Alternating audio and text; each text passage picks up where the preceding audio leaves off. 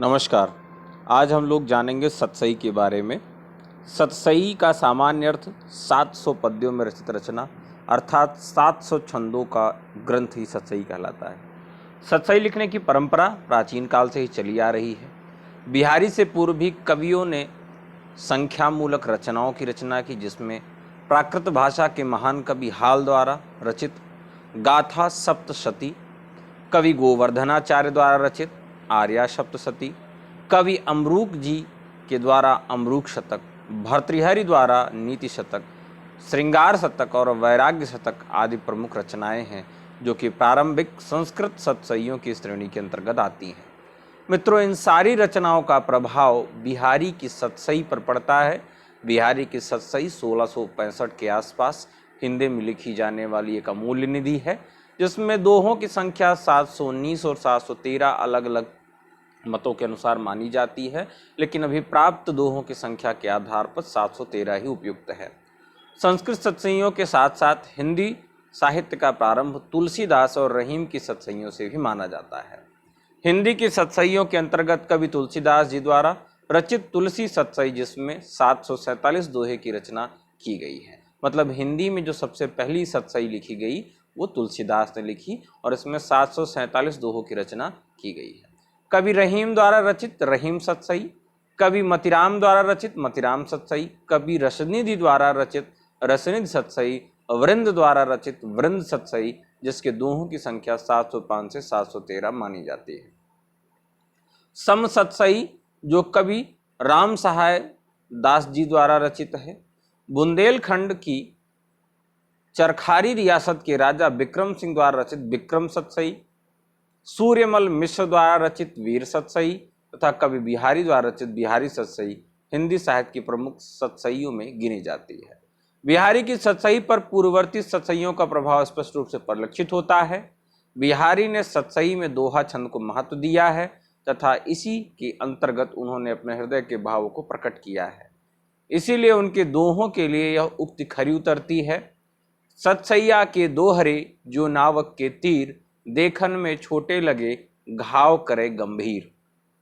यहाँ पर सतसैया के दोहरे मतलब सतसई के जो दोहे हैं वो नाविक के तीर के भांत हैं। तो नावक या नाविक का मतलब होता है जो बधिक होता है, जो चिड़िया मार होता है, जो चिड़ी मार होता है उसको नाविक कहते हैं। और उसके तीर के समान होता है, जो बहुत छोटा होता है लेकिन उसमें विष लगा के रखता है और किसी को भी मारता है तो आदमी उससे बहुत गंभीर चोट खाता है।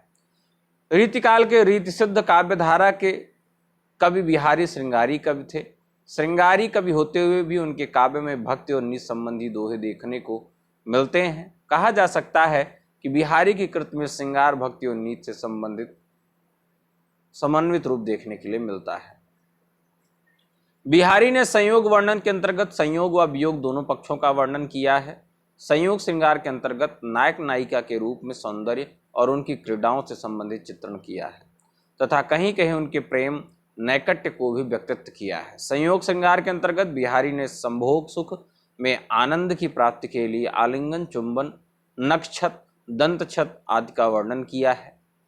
बिहारी ने दंतछत का वर्णन का उदाहरण दस्तव्य है।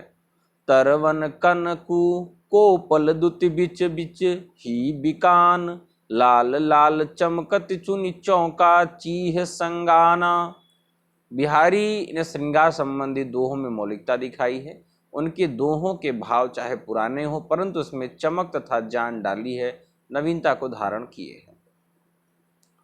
वियोग में 3 ही प्रकार की नायिकाओं को प्रवस्य पतिका, प्रोसित पतिका, आगल पतिका की विरह वेदना का वर्णन बहुत ही सहज ढंग से उन्होंने किया है। वियोग के तीनों भेदों के वर्णन के साथ बिहारी सतसई के अंतर्गत विरह की 10 काम दशाओं, अब विरह की जो 10 काम की दशाएं होती हैं, जब आप विरह में होते हैं तो क्या क्या समस्याएं होती हैं। अभिलाषा, चिंता, स्मृति, गुणकथन, उद्वेग, प्रलाप, उन्माद, व्याधि, जड़ता और मरण।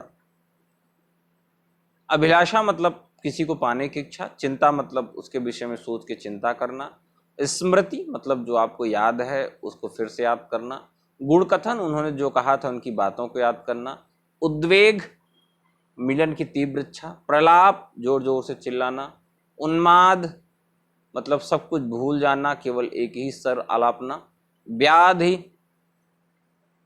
व्याधि का मतलब है कि ऊपर से दुख और प्रलाप की मार पड़ना, जड़ता, इंद्रियों का चेतना शून्य हो जाना, और मरण मतलब मूर्छित हो जाना।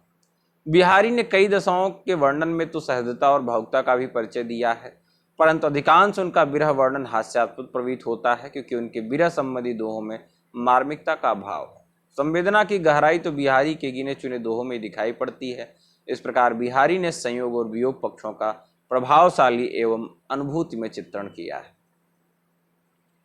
बाकी बिहारी पर तो हम लोगों ने चर्चा कर लिया ही है, और अब आगे हम लोग देखेंगे। धन्यवाद।